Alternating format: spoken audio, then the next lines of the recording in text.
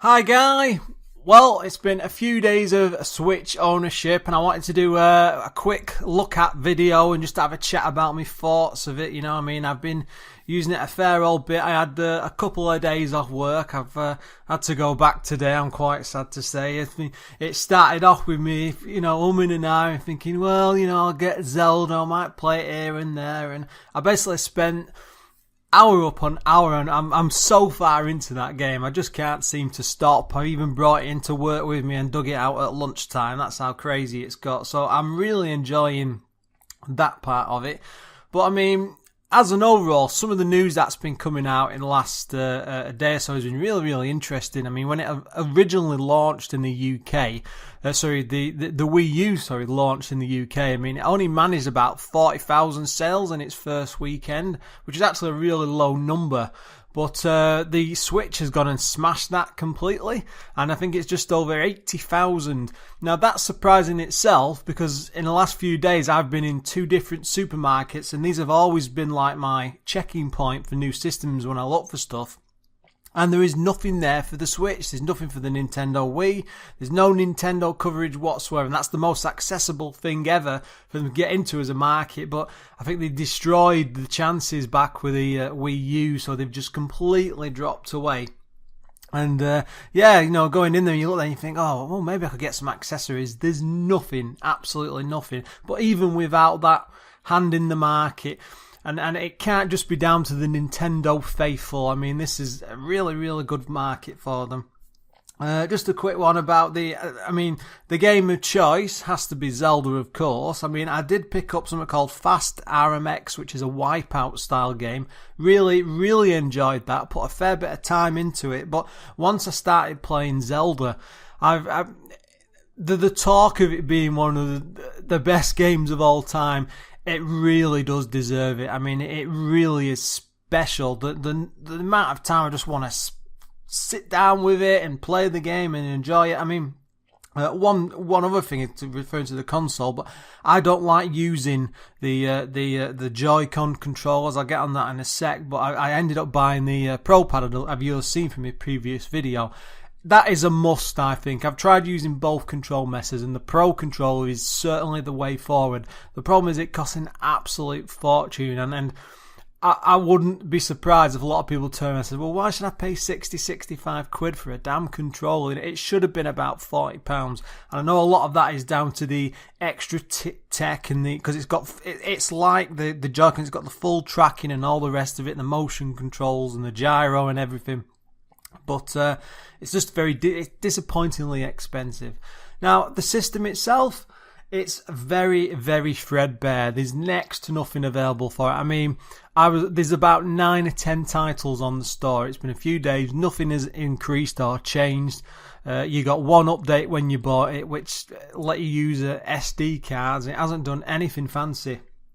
Now, the only games I picked up are Zelda. I said Fast RMX, that Wipeout style racing game, and something called an RPG called I Am Setsuna, but that's already out on the Steam store, so it's not exactly a new title, but it's a fairly interesting RPG. But I just have put next to no time of it because I'm Zelda all the way. The next big title coming out is Arms, which is like a robot fighting boxing game. Looks fairly interesting, but that's not due out till April. It's a long time off.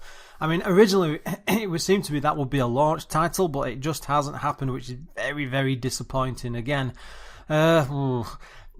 games wise, it's very disappointing as a system. If it didn't have Zelda on, I would actually be saying don't bother picking it up. It's a waste of time. But luckily, Zelda is good enough to keep you held over and give you enough to do probably for a month or two, because I think there's about, the main storyline is about 50 hours long, but you will not spend a lot of time on the main storyline. You'll be doing most of the exploring and stuff, and that's, they reckon, about 100 hours I've read online.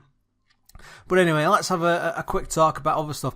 I mean, there's been a few things mentioned about issues online and stuff. One in particular has been the scratching of the main screen. Basically, if you slot it down into the plastic dock, there's no sort of like felt cover or anything inside, so the plastic screen can lean against it, and it's not held firmly in place. And of course, if you're walking back after, you've been playing a game or something and you want to just slide it in the dock, you don't think about it, you just drop in, put it over, drop it in, and off it goes. But the problem is, if it wiggles slightly as it's going down, it will catch the screen and it can mark it.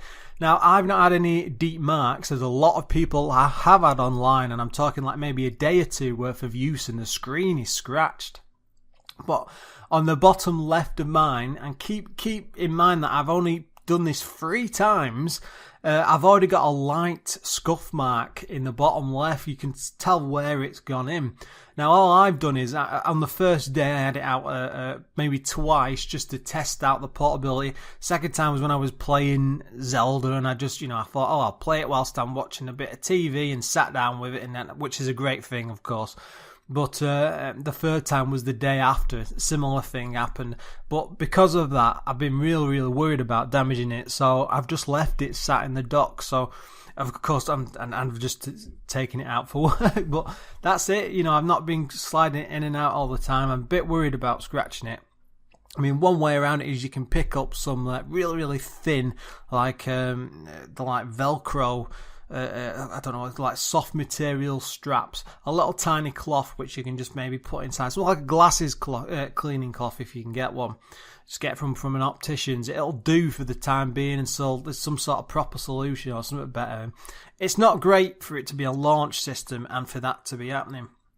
One of the other problems I've been hearing a lot of is about the left Joy-Con. Because of the way it's been built, it doesn't actually keep the connection all the time, or it can lose connection fairly easily.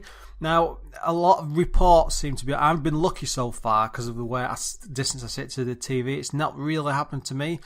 But from all accounts, what I've been reading is, if you've got a system, if you go in, and it's happening to you, if you go into system settings, then the controllers and sensors section, there's an option to disconnect the controllers.